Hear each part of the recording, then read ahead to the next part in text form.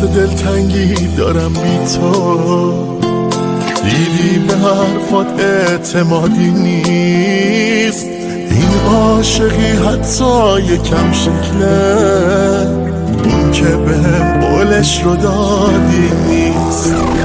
شاید به تحمیل میکردم عشقی رو که بارونه فهمیدی. هر بار از دلتنگیام گفتم، حرفا عوض کردی و خندیدی. از من گذشت اصلا مهمم نیست، هر جا خوشی اونجا بمون خوش باش.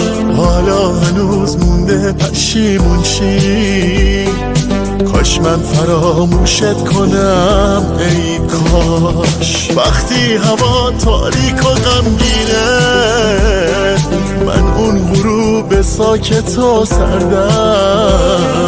هر شب که خوابم برده از گریه، فرداش دنبال تو میگردم.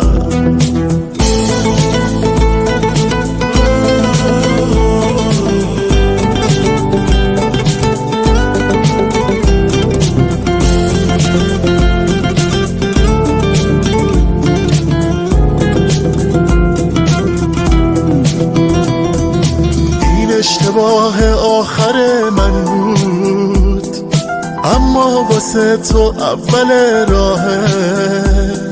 عمر صبوریم قد موهاته، گاهی بلنده گاهی کوتاهه. از من فقط یه سایه رو دیوار، یه آه طولانی به جا مونده. من یه مسافر غریبم که از آخرین پرواز جا مونده. از من گذشت اصلا مهمم نیست، هر جا خوشی اونجا بمون خوش باش.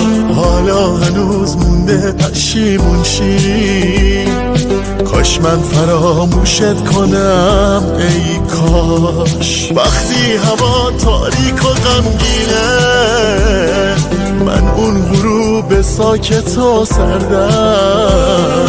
هر شب که خوابم برده از گریه، فرداش دنبال تو میگردم.